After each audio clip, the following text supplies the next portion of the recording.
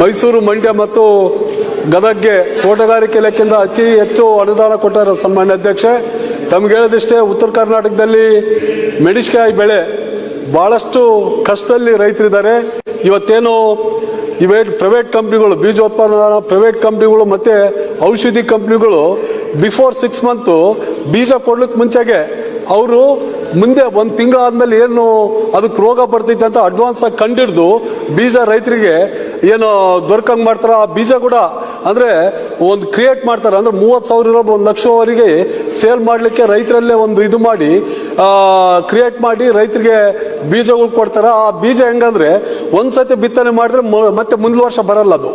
ಆ ರೀತಿ ರೈತರಿಗೆ ಮೆಣಸಿನಕಾಯಿ ಬೀಜ ಉತ್ಪಾದನಾ ಪ್ರೈವೇಟ್ ಕಂಪ್ನಿಗಳು ಮತ್ತು ಔಷಧಿ ಕಂಪ್ನಿಗಳು ಸೇರಿ ಕೊಟ್ಟು ಇವತ್ತು ರೈತರು 1-1.5 ಲಕ್ಷ ರೂಪಾಯಿ ಖರ್ಚು ಮಾಡಿ ಮೆಣಸಿನಕಾಯಿ ಬೆಳೆದಾರ ಅಧ್ಯಕ್ಷ. ಯಾವಾಗೋ 2021-22ರಲ್ಲಿ 40,000-50,000 ರೂಪಾಯಿ ರೇಟ್ ಬಂದಿತ್ತು. ಆದರೆ ಅದೇ ರೇಟ್ ನಂಬ್ಕೊಂಡು ಇವತ್ತೇನು ರೈತರು ಅನೇಕ ಲಕ್ಷಾಂತರ ಎಕರೆಯಲ್ಲಿ ಮೆಣಸಿನಕಾಯಿ ಬೆಳೆದಿದ್ದಾರೆ. ಆದರೆ ಇವತ್ತಿನ ಪರಿಸ್ಥಿತಿಯಲ್ಲಿ ಬರೀ 7,000-8,000 ರೂಪಾಯಿ ಮಾತ್ರ ರೇಟ್ ಇರೋದು.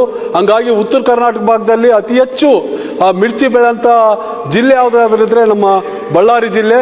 ಯಾಕಂದ್ರೆ ಸಿರುಗುಪ್ಪ, ಸೊಂಡೂರು, ಅದೇ ರೀತಿ ಗ್ರಾಮಾಂತರ, ಕಂಪ್ಲಿ ಇಲ್ಲೆಲ್ಲ ಅಧಿಕವಾಗಿ ಕುರುಗೋಡು ಅಧಿಕವಾಗಿ ಮಿರ್ಚಿ ಬೆಳೀತಿದ್ದಾರೆ. ತಮ್ಗೆ ಹೇಳೋದಿಷ್ಟೇ, ಇವತ್ತು ರೈತರು ಭಾಳಷ್ಟು ಸಂಕಷ್ಟದಲ್ಲಿದ್ದಾರೆ. ಯಾಕಂದರೆ ಕಳೆದ ತಿಂಗಳು ಈ ವರ್ಷದಲ್ಲಿ ಸುಮಾರು 10 ಜನ ಆತ್ಮಹತ್ಯೆ ಮಾಡಿದ್ದಾರೆ. ನಿನ್ನೆ ಕೊರಲಗುಂದಿ ರೈತ ಕೂಡ ಏನು ಕೆನಾಲ್ಗೆ ಎಗರಿ ಅವರು ಕೂಡ ಸಾವನ್ನಪ್ಪಿದ್ದಾರೆ. ತಮ್ಗೆ ಕೇಳೋದಿಷ್ಟೇ, ಇವತ್ತು ಇದೇ ಸಂಕಷ್ಟದಲ್ಲಿ ಆಂಧ್ರ ಪ್ರದೇಶ ರೈತರಿದ್ರು. ಅಲ್ಲಿರೋಂಥ ಸಂಸದರು ಮತ್ತು ಮುಖ್ಯಮಂತ್ರಿಗಳು ಸೇರಿ ಕೇಂದ್ರ ಸರ್ಕಾರಕ್ಕೆ ಮನವಿ ಮಾಡಿ ಇವತ್ತೇನು 7-8 ಸಾವಿರ ರೂಪಾಯಿ ಇದೆ ಅದಕ್ಕೆ ಹೆಚ್ಚುವರಿಯಾಗಿ 11,781 ರೂಪಾಯಿ ಏನು ಬೆಂಬಲ ಬೆಲೆ, ಅಂದರೆ ಹೆಚ್ಚಿಗೆ ಇವತ್ತೇನು ಬೆಂಬಲ ಬೆಲೆ ಆಂಧ್ರ ಪ್ರದೇಶಕ್ಕೆ ಕೇಂದ್ರ ಸರ್ಕಾರ ನೀಡಿತಿ. ಇವತ್ತು ನನಗೆ ಭಾಳಷ್ಟು ನೋವಾಗ್ತಿದೆ. ಯಾಕಂದರೆ ಕೇಂದ್ರ ಸರ್ಕಾರ ಇವತ್ತೇನು ಅಧಿಕವಾಗಿ ಅವ್ರಿಗೆ ಸಪೋರ್ಟ್ ಮಾಡೋರಿಗೆ ಅಂಥವ್ರಿಗೆ ಅಂದ್ರೆ ರಾಜ್ಯಗಳಿಗೆ ಮಾತ್ರ ಈ ಅನುದಾನ ಬಿಡುಗಡೆ ಮಾಡ್ತೈತೆ. ಅಥವಾ ನಮ್ಮ ಕರ್ನಾಟಕದವ್ರು ಕೂಡ ಇಡೀ ರಾಜ್ಯದವ್ರು ಇವತ್ತು ಬಿಜೆಪಿ ಕೇಂದ್ರ ಸರ್ಕಾರಕ್ಕೆ ವೋಟ್ ಹಾಕಿದ್ದಾರೆ, ಅನೇಕ ಸಂಸದರನ್ನು ಗೆಲ್ಸಿ ಕಳಿಸಿದ್ದಾರೆ. ಆದರೆ ಕರ್ನಾಟಕಕ್ಕೆ ಮಾನ್ಯ ಮುಖ್ಯಮಂತ್ರಿಗಳಾದಂಥ ಸಿದ್ದರಾಮಯ್ಯ ಸಾರು ಈಗಾಗಲೇ ಅವ್ರು ಪ್ರಸ್ತಾವನೆ ಕೊಟ್ಟಿದ್ದಾರೆ. ಏನಂತಂದು ನಮಗೆ ಅನೇಕ ಇದೇನು ಒಣಮೆಣಸಿನಕಾಯಿ ರೈತರು ಸಂಕಷ್ಟದಲ್ಲಿದ್ದಾರೆ.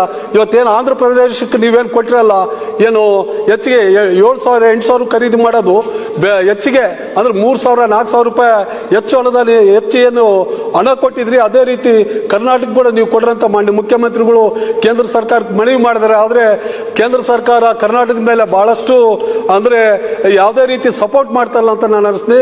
ತಮ್ಮ ಇಲ್ಲಿಂದ ಗೆದ್ದು ಹೋದಂಥ ಎಂಪಿಗಳಿಗೆ ಈ ಸದನ ಮೂಲಕ ಕೈ ಮುಗಿದು ಕೇಳ್ತೀನಿ, ಇದೇ ರೀತಿ ಮುಂದುವರೆದ್ರೆ ಮೆಣಸಿನಕಾಯಿ ಬೆಳೆದಂಥ ರೈತರು ಇನ್ನು ಕೆಲವೇ ದಿನಗಳಲ್ಲಿ ಸರಣಿ ಸಾವಾಗೋದ್ರಲ್ಲಿ ಯಾವುದು ಕೂಡ ಅನುಮಾನ ಇಲ್ಲ. ಹಂಗಾಗಿ ಆದಷ್ಟು ಬೇಗ ಇವತ್ತೇನು ಆಂಧ್ರ ಪ್ರದೇಶದಲ್ಲಿ ಏನು 50-50 ಮಾದರಿಯಲ್ಲಿ ರಾಜ್ಯ ಸರ್ಕಾರ ಮತ್ತು ಕೇಂದ್ರ ಸರ್ಕಾರ 50-50 ಮಾದರಿಯಲ್ಲಿ ಇವತ್ತೇನು 11,781 ರೂಪಾಯಿ ಇವತ್ತು ಆಂಧ್ರ ನಿಗದಿ ಮಾಡಿತ್ತು, ಅದು ಕೂಡ ಕರ್ನಾಟಕದಲ್ಲಿ ಇಂಪ್ಲಿಮೆಂಟ್ ಆಗಬೇಕು.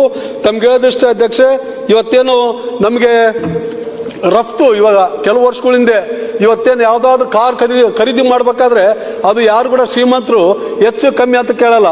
ಅದು 1 ಕೋಟಿ ಇರಲಿ, 2 ಕೋಟಿ ಇರಲಿ, 3 ಕೋಟಿ ಇರಲಿ, ಅದನ್ನ ಖರೀದಿ ಮಾಡ್ತಾರೆ. ಆದರೆ ರೈತ ಬೆಳೆದಂಥ ಏನು ಇವತ್ತೇನು ಒಣಮೆಣಸಿನಕಾಯಿಗೆ ಎಕ್ಸ್ಪೋರ್ಟ್ ಆಯ್ತಂದ್ರೆ ಅವರಿಗೆ ರೈತರಿಗೆ ಅನುಕೂಲ ಆಗಿ ಹೆಚ್ಚಿನ ಬೆಲೆ ಸಿಕ್ತಿತ್ತ ಒಂದಾಗೋಸ್ಕರ ಇವತ್ತು ಕೇಂದ್ರ ಸರ್ಕಾರ ಎಕ್ಸ್ಪೋರ್ಟ್ ನಿಂತಿದೆ. ಹಂಗಾಗಿ ಇವತ್ತು ಆ ಎಕ್ಸ್ಪೋರ್ಟ್ ಮತ್ತೆ ಪ್ರಾರಂಭ ಮಾಡಬೇಕು. ಅದೇ ರೀತಿ ಇವತ್ತೇನು ನಾವು ಬಳ್ಳಾರಿಯಲ್ಲಿ ಹಾಲ್ದಳ್ಳಿಯಲ್ಲಿ ಈಗಾಗಲೇ 23 ಎಕರೆ ಜಾಗ ನಿಗದಿ ಮಾಡಿದ್ವಿ ಏನು ಚಿಲ್ಲಿ ಮಾರ್ಕೆಟ್ಗೆ. ಅದಕ್ಕೆ ಇವತ್ತೇನು ಮಂಡ್ಯ, ಮೈಸೂರು, ಗದಗ ಕೊಟ್ಟಂಗ ಬಳ್ಳಾರಿ ಕೂಡ ಹಾಲ್ದಳ್ಳಿಯಲ್ಲಿ ಚಿಲ್ಲಿ ಮಾರ್ಕೆಟ್ ಮಾಡಲಿಕ್ಕೆ ರಾಜ್ಯ ಸರ್ಕಾರ ಹೆಚ್ಚಿನ ಒತ್ತು ಕೊಟ್ಟು ಅಲ್ಲಿ ಬಿಡುಗಡೆ ಆದರೆ, ಯಾಕಂದ್ರೆ ಈ ವಿಷಯ ಯಾಕೆ ಹೇಳ್ತಂದ್ರೆ ಅಧ್ಯಕ್ಷೆ, ಇವತ್ತೇನು ನಾವು ಮೆಣಸಿನಕಾಯಿ ಬೆಳೆದಂಥ ರೈತರು ನಾವು ಬಳ್ಳಾರಿಯಿಂದ ಸೀದಾ ಬ್ಯಾಡಿಗೆ ಹೋಗ್ಬೇಕು.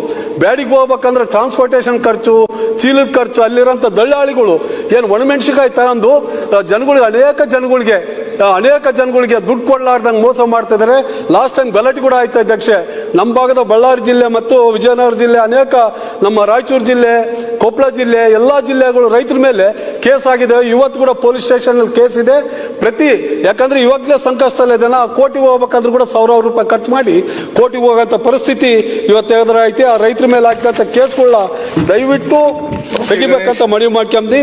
ಅದೇ ರೀತಿ ಇವತ್ತೇನು ಕೋಲ್ಡ್ ಸ್ಟೋರೇಜ್ಗಳು ಇವತ್ತು ರೇಟ್ ಕಮ್ಮಿ ಆಯ್ತಂತಂದು ಕೋಲ್ಡ್ ಸ್ಟೋರೇಜ್ ನಲ್ಲಿ ಏನಿಟ್ರೆ ಸಾವಿರಾರು ರೂಪಾಯಿ ಖರ್ಚಾಗ್ತಿತ್ತು ಅಧ್ಯಕ್ಷ.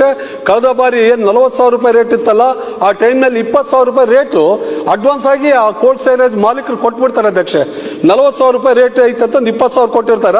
ಅದಕ್ಕ ರೈತರು ಭೂಮಿ ಅವ್ರಿಗೆ ಪ್ಲೆಡ್ಜ್ ಮಾಡಿ ಕೊಟ್ಟಾರ, ಕೆಲವೊಬ್ರು ಚೆಕ್ ಕೊಟ್ಟಾರ. ಇವಾಗ ರೇಟ್ ಇರೋದು 8,000 ರೂಪಾಯಿ. ಇವಾಗ 8,000 ರೂಪಾಯಿ ರೇಟ್ ಇರೋದು 20,000 ರೂಪಾಯಿ ಅಡ್ವಾನ್ಸ್ ತಗೊಂಡ್ಬಿಟ್ಟಾರ. ರೈತ ಭೂಮಿ ಎಲ್ಲ ಅವ್ರ ಹೆಸರು ರಿಜಿಸ್ಟರ್ ಮಾಡಿಕೊಡ್ಬೇಕು, ಇಲ್ಲಾಂದ್ರೆ ಜೈಲಿಗಾದ್ರೂ ಹೋಗ್ಬೇಕು. ಇಂಥ ಪರಿಸ್ಥಿತಿಯಲ್ಲಿ ರೈತ ಇದ್ದಾನೆ. ಯಾಕಂದ್ರೆ ರೈತರ ನಿಯತ್ತು ಇವತ್ತು ಒಬ್ಬ ಕೋಲ್ಡ್ ಸ್ಟೋರೇಜ್ ಮಾಲೀಕ ಸಿಕ್ಕಿದ್ದ, ಸರ್ ನಾವು 30,000 ರೂಪಾಯಿ ಒಬ್ಬ ರೈತರಿಗೆ ಅಡ್ವಾನ್ಸ್ ಕೊಟ್ಟಿನಿ, 8,000 ರೂಪಾಯಿ ಇದೆ ರೇಟು. ಇವತ್ತು 8,000 ರೂಪಾಯಿ ರಂಗೆ ಇವತ್ತೇನು 2023-24 ಏನು ಬೆಳೆದ್ರಲ್ಲ ಸರ್, ಇದನ್ನ ರೈತ ಏನಂದೈತಿ, ಇದನ್ನ ಪೂರ ನೀವ ತಗೊಂಡ್ಬಿಡ್ರಿ 8,000 ರೂಪಾಯಿದಂಗ ರೇಟ್ ಇವತ್ತು ಕ್ಲೋಸ್ ಮಾಡಿ ಇನ್ನ 2 ವರ್ಷ ನಿನಗೆ ದುಡಿತಂತ ಆ ನಿಯತ್ ತೋರಿಸ್ತಾರೆ ರೈತರ ಅಂತಾರ. ನಿಜವಾಗ್ಲೂ ರೈತರು ಅಂದ್ರೆ ನಿಜವಾಗ್ಲೂ ದೇಶದ ಬೆನ್ನೆಲುಬು ಅಂತ ನಾನು ಹೇಳಕ್ ಇಷ್ಟಪಡ್ತೀನಿ. ಅದೇ ರೀತಿ ಇವತ್ತೇನು ನಮ್ಗೆ